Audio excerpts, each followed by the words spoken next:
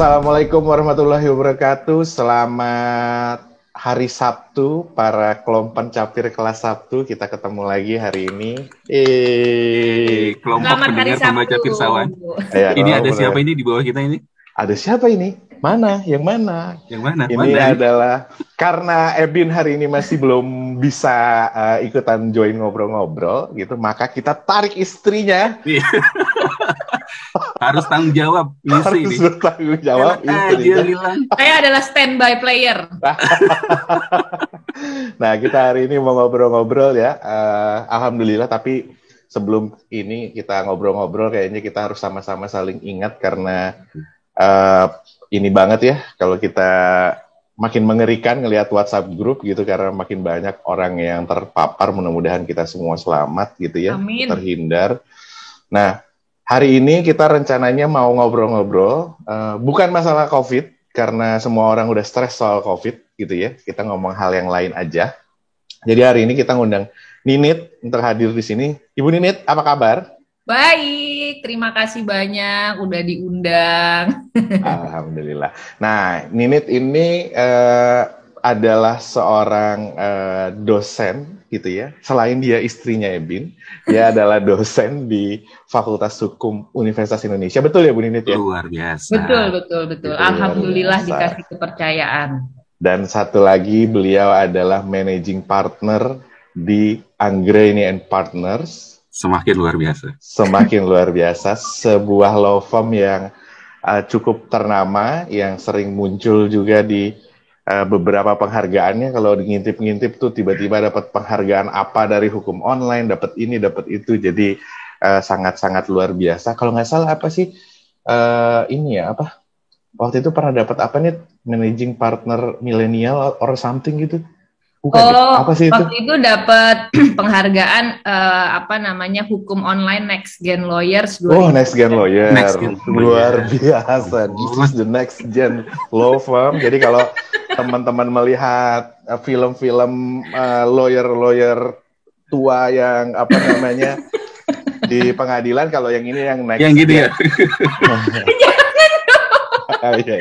Kalau ini adalah Next Gen Lawyer, jadi kita juga mau dengar pandangannya Bu Ninit. Dan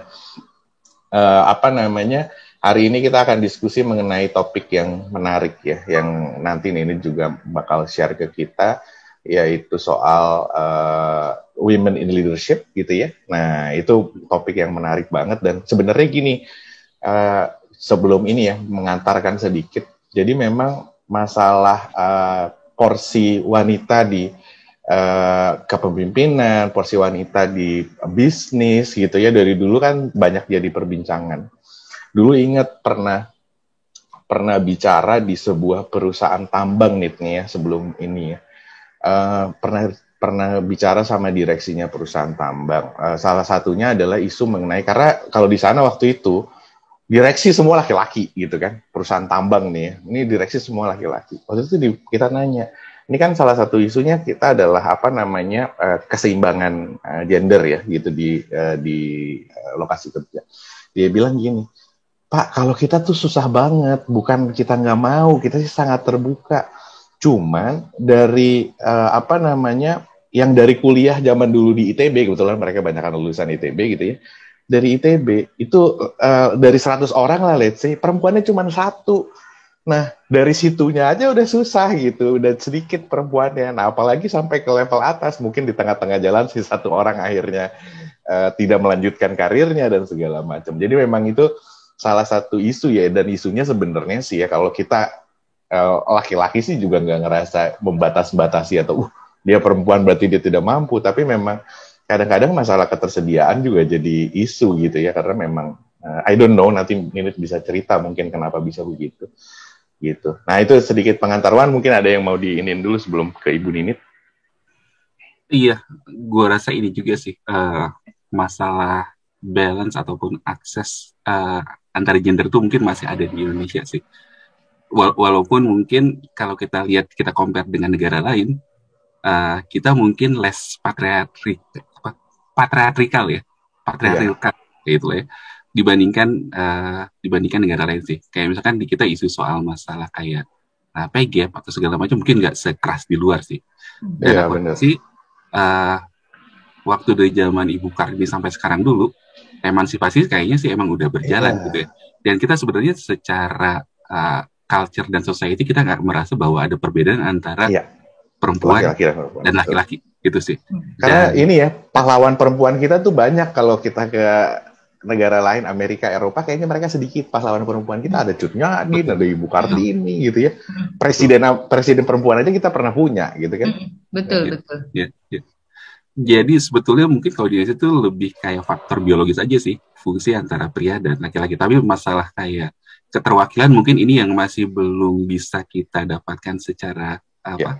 merata gitu ya. Mungkin ya, balik lagi ke masalah akses dan kesempatan aja sih. Nah mungkin di sini mungkin ini bisa cerita lebih dalam lagi soal masalah hal itu sih. Karena ini kan kelas 1 ini 3 hostnya adalah 3 pria nih. Ini Kurang bisa keterwakilan ya dia. ini bisa dibalance dengan adanya ini nih. Ini mungkin kita bisa anggap sebagai biodiversity ini.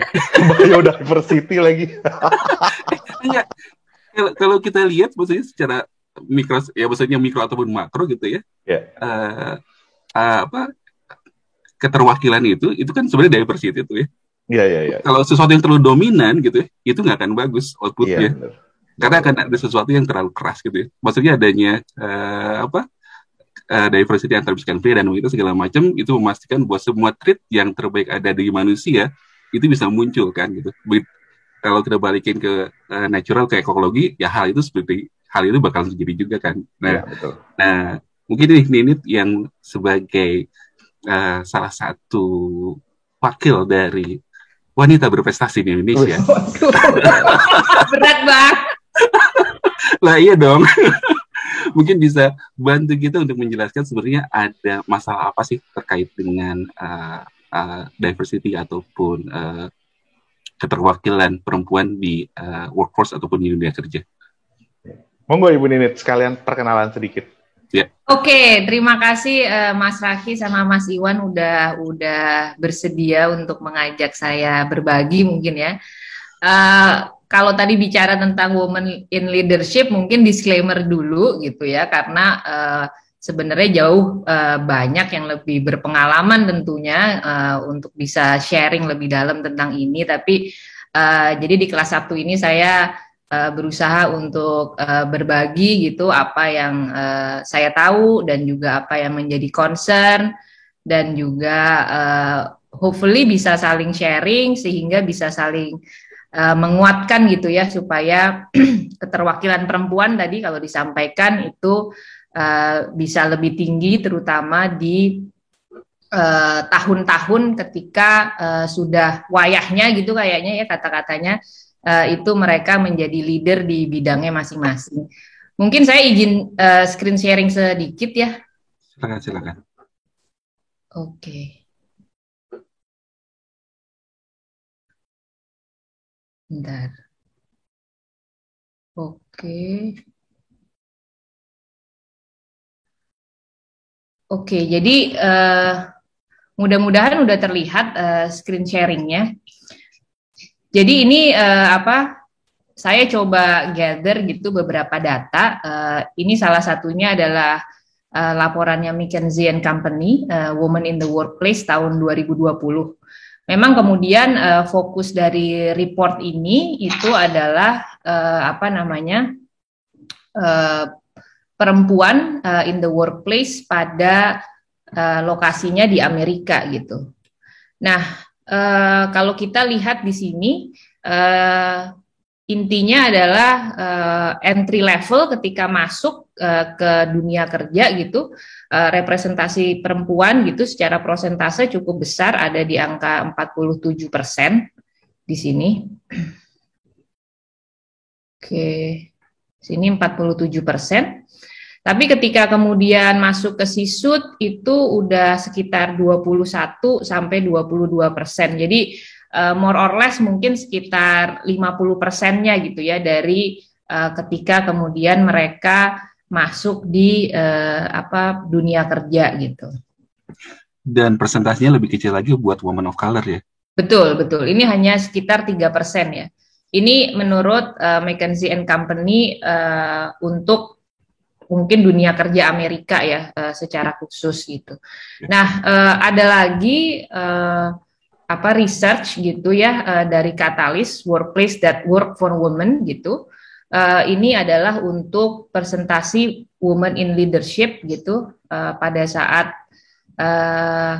di beberapa region gitu. Kalau kita lihat di Asia Pasifik itu ada sekitar 27%, jadi cukup paling rendah kalau di sini ya dibandingkan kemudian 38% di Afrika, atau kemudian kalau di European Union itu sekitar 30% gitu. Mungkin sebenarnya concern utamanya di sini itu adalah the higher up the corporate ladder, the fewer the women. Jadi semakin tinggi corporate ladder-nya gitu atau tangga karirnya, maka kenapa ya kok semakin sedikit wanitanya dari yang kemudian prosentase ketika mereka diserap dunia kerja ketika mereka baru lulus kuliah gitu.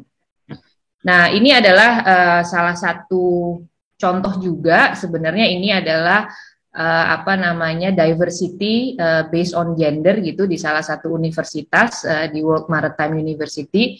Jadi kalau kita lihat di sini dari PhD intake enrollment gitu, memang kemudian yang daftar PhD sini 10 gitu ya, tapi representasinya adalah 2 perempuan dan 8 laki-laki gitu. Jadi itu juga cukup menunjukkan bahwa konsisten gitu. Tadi representasi perempuan dibandingkan laki-laki mungkin kalau kita lihat secara rata-rata itu sekitar 20-30%, dan in majority itu persentasenya adalah laki-laki gitu.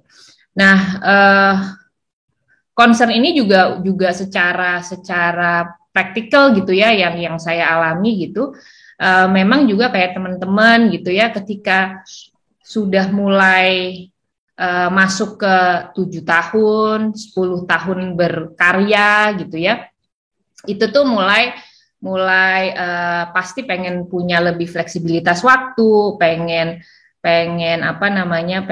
lebih bisa ngebalance gitu. Sedangkan ya harus diakuin tuntutan karir gitu ya, ketika semakin tinggi tentunya bukan semakin rendah tapi semakin banyak gitu kan ya, sehingga kemudian those flexibility, time management, task management itu yang sangat diperlukan gitu. Nah, dari McKinsey report itu fokusnya itu untuk COVID contohnya gitu, apa sih challenges-nya gitu buat perempuan-perempuan gitu untuk stay in the workforce, atau apa yang kemudian membuat mereka itu lebih terdorong untuk keluar dari workforce gitu. Jadi tadi yang saya sampaikan emang kemudian lack of flexibility at work gitu. Kemudian ada kecemasan di sini ya, kecemasan bahwa performance mereka itu akan dianggap negatif atau dipandang kurang perform gitu kalau misalnya mereka mengemukakan alasan-alasan terkait dengan domestic households gitu ya. Soalnya kayak contohnya teman saya gitu ya, dia anaknya 4, dia posisinya itu manajer di sebuah perusahaan oil and gas ternama, manajer audit, jadi sibuk banget gitu ya pastinya. Terus habis itu karena anaknya 4 gitu, jadi kalau sakit bergantian jadi izinnya terus-terusan. Jadinya kan juga in that kind of situations gitu ya, itu emang sangat membingungkan gitu ya buat teman saya ini, terutama mungkin juga buat teman-teman perempuan lain di luar sana gitu, karena sebenarnya juga bukannya pengen terus-terusan izin gitu kan, tapi kalau nanti nggak ada yang nganterin anaknya ke dokter gitu kan, karena ya anaknya 4 alhamdulillah gitu. But at the same time kalau terus-terusan izin nanti gimana ya dipandang sama kolega atau sama bos gitu kan, karena kan kamu kok izin terus sih gitu. Terus habis itu kan kayak, maksudnya kan ini pikiran-pikiran di dalam ya gitu. Jadi tentu ini bentuknya asumsi, belum tentu juga semua mengalami, tapi kadang-kadang nanti gimana ya gitu. Padahal rekan yang laki-laki pasti ada istrinya nih yang apa namanya bisa tackle itu semua gitu kan. Jadi mereka selalu bisa datang di kantor gitu. Jadi itu pergulatan batin mungkin kali ya, kata-katanya gitu, pergulatan batin yang sometimes itu dihadapin gitu. Kemudian kadang-kadang karena ada tuntutan di rumah untuk perform gitu selalu juga di household gitu, dan juga tuntutan perform di kantor itu cukup membuat menjadi beban gitu ya, dan cukup stres kan artinya, karena ada tuntutan seakan-akan bahwa harus jadi istri, ibu yang sempurna, but at the same time itu harus ada tuntutan tentang harus excellence gitu in performance as a leader atau kemudian as an employee gitu ya. Jadi tuntutan itu tuh banyak ngebuat jadi nggak bisa perform gitu akhirnya gitu. Karena saya pernah baca kalau nggak salah di bukunya Yahoo CEO ya, yang Lean In itu, Sheryl Sandberg gitu ya. Yes gitu ya. Itu the feeling of guilt gitu ya, yang kita buat sendiri mungkin ya, bahwa harus meninggalkan anak setiap hari itu tuh nyata gitu, bahwa rasanya salah nih kalau kita tuh berkarir dan nggak ngurusin anak gitu di rumah setiap hari gitu. Padahal apa namanya ya, itu adalah sebuah sebenarnya apa namanya sebuah ini ya, sebuah pilihan ya gitu, pilihan bahwa gimana kita bisa manage keduanya gitu. Tapi sometimes itu feeling of guilt-nya itu apa ya, memakan dari dalam lah gitu ya, kurang lebih gitu. Karena saya juga pernah dengar cerita belum tentu juga benar. Jadi ada beberapa community gitu, ada sekolah, terus ada satu anak siswa itu yang nakal gitu. Terus semua ibu-ibu di sekolahan itu tahu bahwa si anak yang dianggap nakal ini ya kan, karena itu anggapan dianggap nakal ini tuh ibunya kerja. Jadi saya dengar cerita ini itu apa namanya, ibu-ibu yang lain itu karena nggak pengen anaknya itu terpengaruh sama anak yang dipandang nakal ini, kemudian datang ke kepala sekolah terus bilang anaknya ini dong apa namanya suruh nggak sekolah di situ lagi gitu, atau ibunya mendingan nggak usah kerja aja deh urusin anaknya gitu. Jadi kan kayak rasanya kan kayak kalau jadi ibu ya, karena mungkin ya saya belum menjadi ibu ya, tapi rasanya kan kayak kenapa jadi pilihan saya untuk berkarya dan juga untuk kepentingan anak saya itu harus dibenturkan gitu sama anak ini tuh jadi gimana, padahal kan perkembangan seorang anak itu kan banyak banget ininya ya, apa namanya aspeknya gitu kan ya, tentu saja gitu. Jadi seakan-akan dibenturkan selalu kalau ibunya kerja berarti pasti kurang perform nih kalau di rumah sebagai apa namanya ibu atau sebagai istri. Jadi those kind of expectations gitu ya, yang kadang-kadang apa namanya sangat membebani gitu buat apa namanya mungkin banyak teman-teman perempuan di luar sana gitu.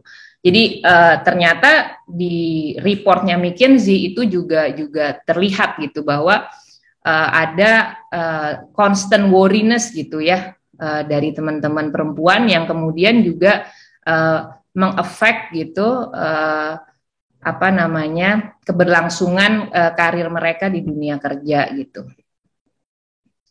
Nah,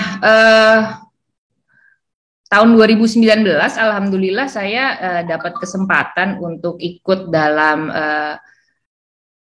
International Women Conference gitu di Swedia gitu. Jadi fokusnya pada saat itu memang lebih kepada apa empowering women in the maritime community gitu. Jadi fokusnya gimana supaya lebih banyak perempuan yang ada dan merepresentasikan perempuan di komunitas maritim gitu. Nah, I think one of the key takeaways gitu ya pada saat itu juga sama gitu. Jadi key takeaways-nya adalah intinya kita perlu untuk choose our spouse wisely gitu. Wow. I mean like at the Itu basic life advice kali ya. Basic life advice. Jadi, I mean like I thought it was only in Indonesia gitu. I thought it was only in my community gitu. But apparently in the international stage gitu, I think the advice still the same gitu. Sama, jadi ya? itu personally saya kayak okay, jadi choose your spouse wisely. It's a very important advice that you can give to a woman gitu. Karena from my personal experience sometimes kita tuh ada yang memikirkan masalah jodoh ini dengan sangat precise gitu. Kayak teman saya tuh my best friend itu this is important for her. Jadi jodoh itu dia selalu karena dia juga psikolog ya, jadi dia akan selalu kayak apakah karakter kita tuh bisa saling mendukung gitu-gitulah pokoknya yang dipikirin banget gitu. Tapi ada juga mungkin yang kayak ya udahlah yang penting sayang gitu kan, terus mari kita menikah gitu kan. Hitung pakai weton sama zodiak aja kali ya. Iya gitu kan. Bucin kalau istilah sekarang bucin. Atau ada juga yang kayak menikah itu kan pilihan ya gitu, dan it's only a part of life that you have to that a checklist that you need to check gitu. Jadi yang penting mah karir, spouse itu ya udahlah sambil berjalan kan ada kayak gitu. But apparently at the international stage gitu, key takeaways-nya basic banget advice-nya, choose your spouse wisely gitu. Karena at the end of the day gitu ya, I think support is actually what we needed gitu, from the community, from the fellow women, from the spouses, from the first circle, inner circle of family gitu. Jadi untuk bisa terus memotivasi gitu, supaya teman-teman perempuan gitu mau untuk stay in the workforce gitu. I mean this is my thought gitu ya. Kalau misalnya nggak mendukung gitu, komunitasnya itu berat banget buat perempuan untuk bisa stay and sustain in the workforce up to the C-suite level gitu. Dan menurut saya ini pendapat pribadi ya gitu. Kalau kemudian diskusinya buat anak perempuan adalah harusnya kamu memilih dong antara berkarir atau kemudian mengurus rumah tangga. Harusnya itu bilang dari sejak lulus SMA gitu. Jadi jangan habis lulus SMA diminta untuk selalu kan ada ekspektasi masuk ke universitas yang bagus, atau dari kecil aja sekalian bilang bahwa down the road lo akan dihadapkan pada satu pilihan bahwa lo harus milih antara rumah tangga sama berkarya. Karena ini kan bukan masalah dia cewek atau cowok ya gitu. Karena ada juga kan yang sebaliknya gitu. Jadi bilang juga sama cowok bahwa down the road lo bisa milih gitu. Tapi cowok kan nggak pernah dikasih pilihan itu juga gitu kan ya. Tapi cewek itu selalu di down the road dihadapkan pada suatu ekspektasi ya, nggak semuanya gitu sih. Kalau kata selalu mungkin kurang tepat, tapi nggak semuanya. Itu dihadapkan pada suatu pilihan yang kayak harus milih antara orang rumah sama berkarya gitu. Kalau gitu bilang aja dari dulu, nggak usah suruh bilang ranking 1 ya kan, harus bener nih gitu, harus pintar gitu, harus kerja gitu kan. Habis itu diskusinya jadi beda, harusnya bilang aja dari TK gitu kan. Jadi nggak konsisten, itu kalau pandangan pribadi saya gitu. Mohon maaf, gue menangkap ada curcol nih di sini. Karena maksud gue, kok nggak konsisten ya gitu kan? Kan maksudnya every parents gitu ya, regardless of their child's gender, pasti expect out of them the best possible future gitu. Tapi kenapa kemudian down the road diskusinya jadi beda gitu? I mean ya coba ya realistis aja sama supaya honest aja gitu. Harusnya pilihan itu kita kasih gitu ke mereka dari awal. I'm not saying bahwa ketika nggak berkarir itu salah atau gimana. Ini kan all about choices gitu. Tapi ada mungkin banyak perempuan yang pengen juga bisa ngejalanin dua-duanya gitu. Jadi why not gitu? Kenapa harus selalu dikasih pilihan ketika menjalankan keduanya itu sanggup gitu? Walaupun tentunya pasti banyak dinamikanya gitu. Kadang-kadang gini juga nih, kadang-kadang suruh ranking 1 terus dari SD itu tujuannya supaya nanti dapatnya university yang bagus. Nah, di university yang bagus pilih jurusan yang bagus. Kenapa? Biar dapat suami yang bagus juga dari jurusan itu. It's not gitu wrong. It's not wrong also. It's true gitu. Maksudnya nggak apa-apa gitu. I mean, mungkin kalau saya secara pribadi tuh kayak nggak ada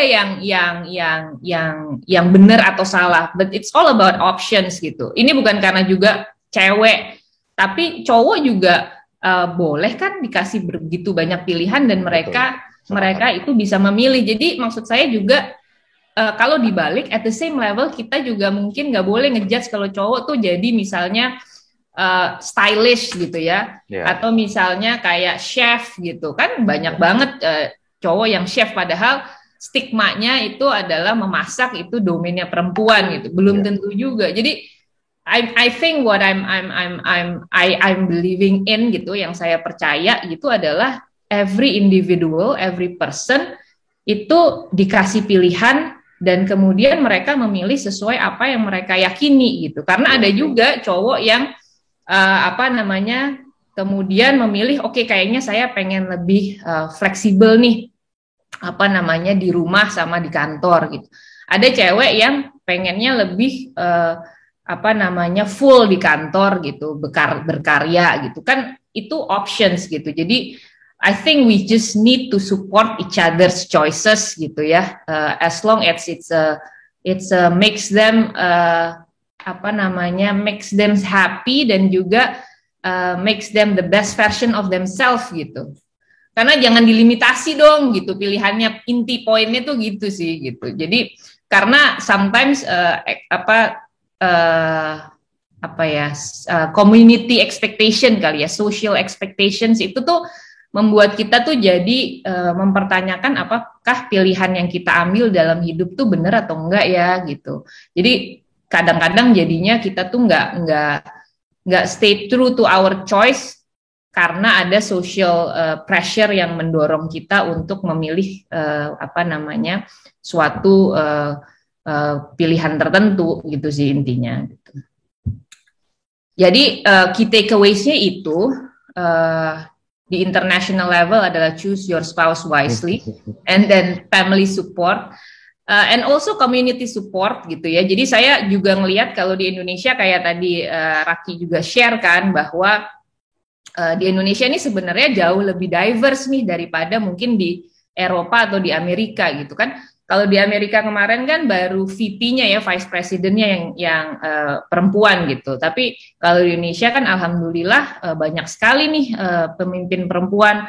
Ada ketua DPR kita atau presiden kita itu juga sudah pernah dijabat oleh perempuan gitu. Jadi community support and fellow woman support itu penting banget. Jadi salah satu yang saya pengen share itu ada Anjani, Gerakan Maju Wanita Indonesia gitu. Jadi ini adalah sebuah activity gitu yang di provide oleh We Connect International gitu, together with PNG untuk memberikan pembekalan gitu terhadap perempuan-perempuan pengusaha gitu ya, supaya mereka bisa stay strong gitu ya. Jadi ini one of the example of community support kan gitu. Jadi hal-hal yang seperti ini tuh bisa menguatkan perempuan terkait dengan mereka supaya stay in a workforce gitu.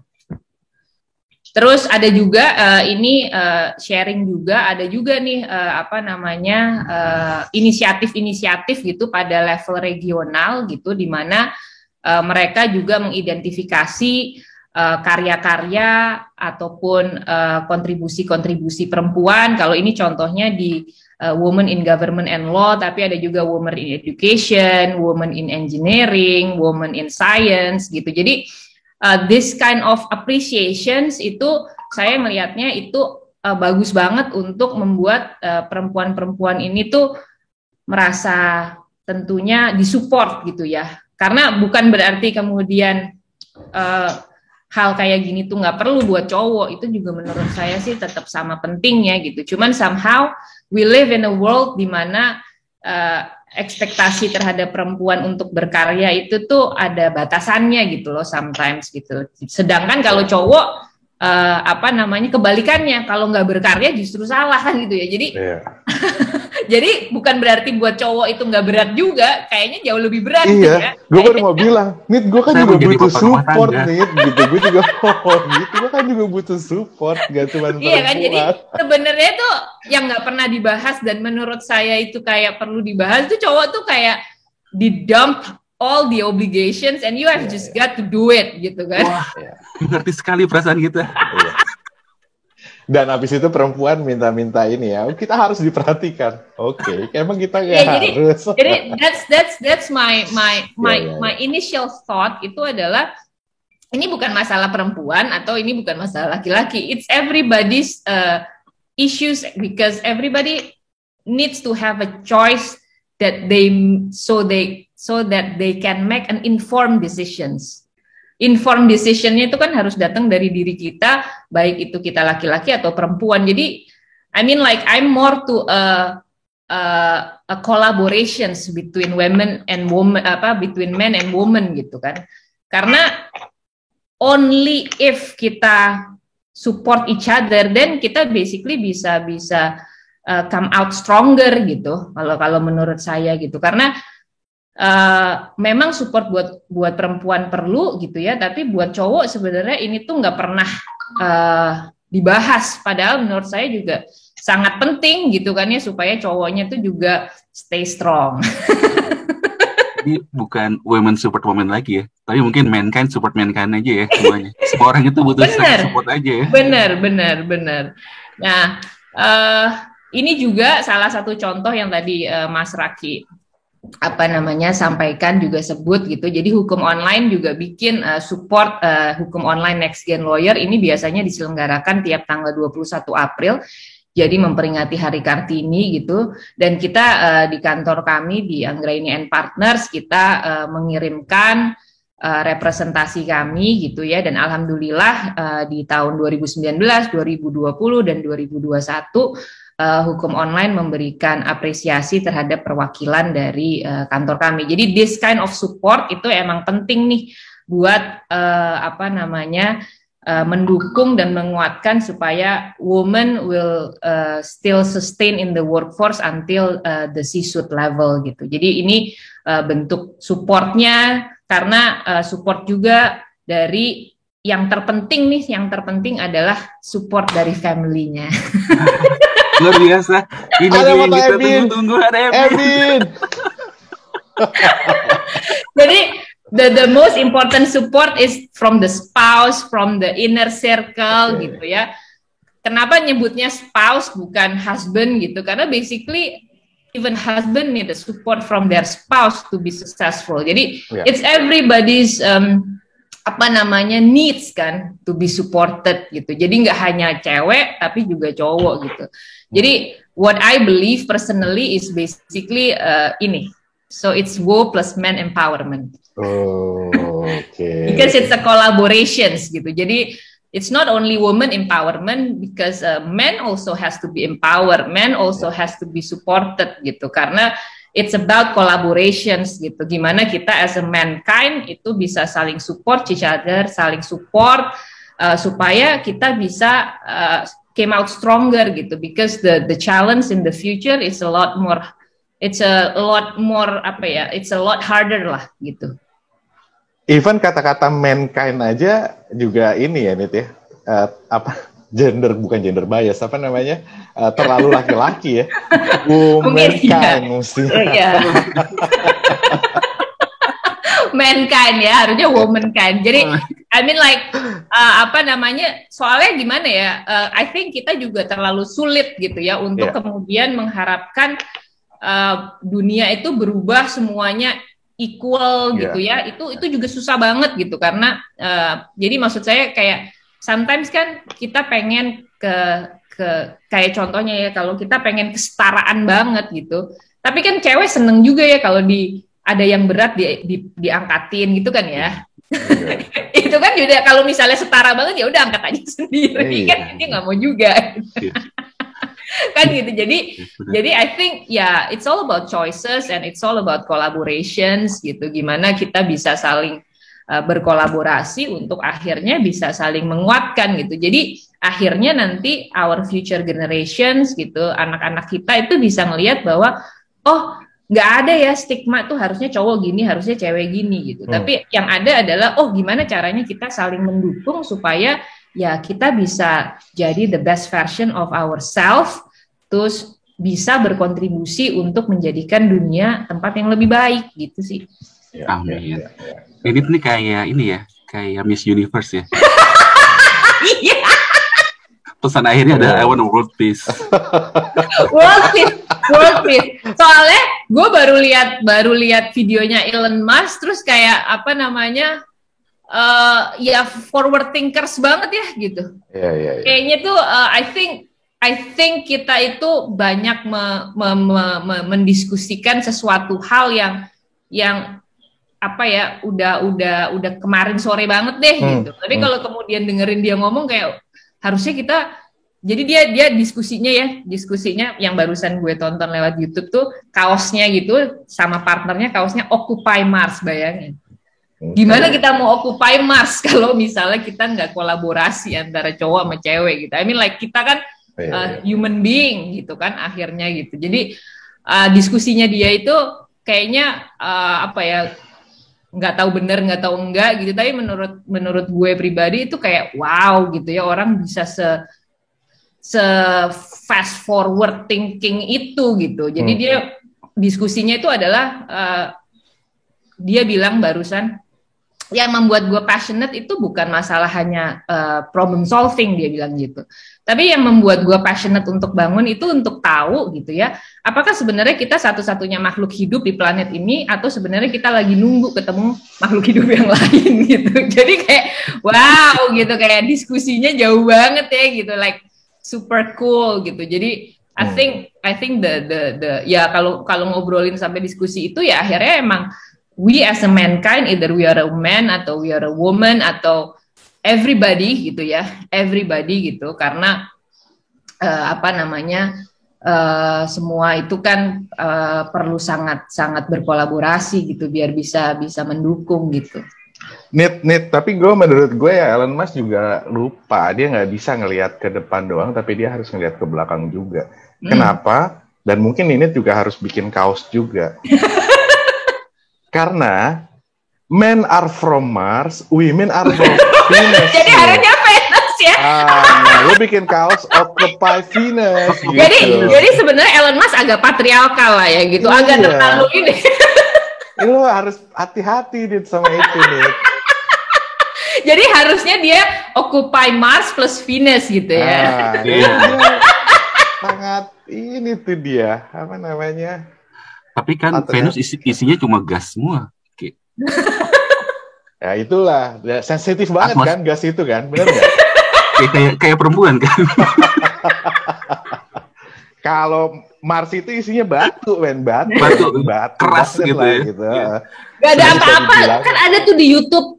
Suka lihat nggak di YouTube tuh? Soalnya Edin suka lihat ini live report di Mars. Jadi si robot itu kemudian membuat live report di Mars. Jadi kita bisa lihat gitu si Mars tuh ngapain aja, nggak ada apa-apa. Tapi kan nggak tahu, soalnya pengetahuan gue sekarang PBB itu kayak udah punya sebuah, ini mungkin gue salah ya, tapi maksud gue seingat gue PBB itu kayak udah punya sebuah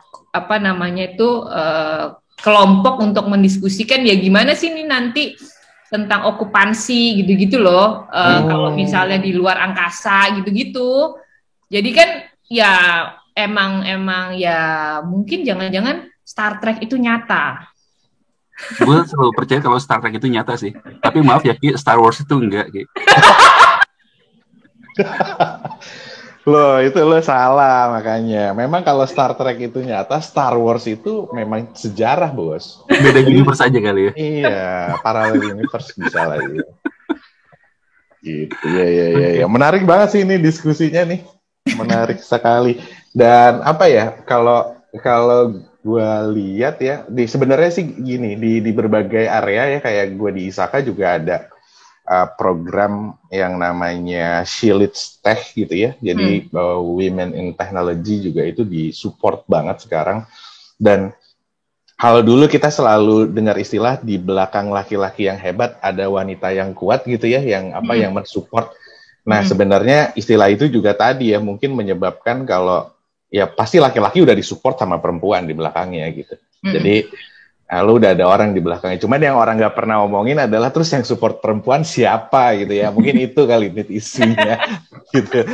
Laki-laki maunya disupport aja gitu, tapi dia nggak suportif gitu sama perempuannya. Sebenarnya ini reminder juga kali ya buat kita kalau ya memang harus dua-duanya di satu sisi bermain sebagai striker di depan gitu, tapi di sisi lain juga harus gantian juga sebagai supporter di belakang gitu. Jadi finding the right balance mungkin yang ini ya, yang jadi message-nya gitu ya. Jadi jangan lupa, jangan cuma minta di-support doang, lu juga harus suportif dong gitu. Iya. Ya, masalah gender sebetulnya itu udah masalah basic. Kita harus ngakuin bahwa emang ada perbedaan dan limitasi dari masing-masing gender tersebut. Cuman, kayak yang tadi dibilang ini cuma masalah equity aja sih. Gimana caranya adalah agar semua orang itu punya equal access gitu ya. Akses ke apapun gitu ya. Pendidikan, ekonomi, finansial gitu ya. Dan juga mungkin ya balik lagi satu lagi ada opportunity. Itu yang mungkin agak susah untuk kita dapat bisa secara merata sih buat semua orang gitu. Iya. Benar. Ini slide-nya udah nih. Oke. Oke. Nah, thank you berat nih. Terus ada lagi Wan yang menurut lo menarik ya? Yang menarik balik lagi sih kalau gue rasa masalah keterwakilan ini ujung-ujungnya adalah masalah social construct dan culture juga sih. Tadi liatin kayak misalkan di Afrika, keterwakilannya bahkan 38%. Wah, banyak ya di Afrika ya? Yang kalau nggak salah kayak di Rwanda itu parlemennya bahkan 2/3 adalah wanita gitu. Dibandingin sama wanita. Amerika ataupun European country yang dibilang sangat progresif ya itu jauh banget kan. Ya cuman balik lagi adalah gimana kita menyikapinya dan gimana bisa mengadres si masalah si gap of access ini sih gue rasa kalau untuk masalah di Indonesia ya. Ya. Ini kan juga tadi ya bicara World Maritime University dari 10 yang mendaftar cuma 2 orang yang PhD ya Nit ya, 2 orang perempuan ya. Nah Ninit berarti salah satunya dong ya dari 2 orang itu. Ini jangan udah di perpustakaannya ya di WMU ya, WMU. Oh iya benar juga. Atau di Hogwarts nih. Di Hogwarts di Hogwarts. Iya nih, jadi emang sekarang lagi mulai PhD gitu. Ya hopefully it's an exciting journey dan sekali lagi ini nggak akan mungkin kesampaian kalau my lovely spouse itu nggak mendukung. Ya, benar. Kalau tidak disupport ya. Iya. And also family ya, karena every one of us itu butuh encouragement kan gitu. Iya, betul. Dan itu datangnya dari orang-orang terdekat gitu yang emang selalu ada buat support kita gitu ya, yang understand gitu who we are, our capacity gitu. Jadi and our goals, our purpose gitu. Jadi ya itu family support dan juga spouse itu I mean that's the only thing that matters gitu. Karena all the grades, all the perseverance, all the hard work itu akan jadi meaningless gitu ya kalau nggak ada family support gitu. Because at the end of the day, I think this is my personal view gitu. Family is what matters gitu ya, people that we love gitu. Betul banget. Family and friends are family and matters friends. Ya. Iya, benar. Gue di masa pandemi ini merasa banget bahwa friends itu juga mainin peran yang penting banget ya gitu. Betul. Oke, Ninit, thank you berat. Terima kasih. Sebenarnya ya gue ada banyak banget yang pengen ditanyain juga sama Ninit, tapi karena waktu kita juga agak terbatas dan mungkin kita ada satu sih yang mungkin jadi next topik adalah gue pengen ngomongin masalah cyber law sama Nina. Wah, karena kita kemarin banyak ngomongin ini ya, isu-isu data, isu cyber ya. Iya. Ini gue pengen ada pandangannya orang hukum di sana. Nanti ya mungkin ya Nit ya di next episode, dan mudah-mudahan ada Ebin juga. Iya, udah benar, sehat benar. Insyaallah. Amin. Bikin law klinik di sini mungkin ya nanti. Nah, iya bener law klinik. Masalah apa? Masalah rumah tangga, hukum rumah tangga. Ya udah, mudah-mudahan ada waktu. Bertanya kami menjawab. Iya.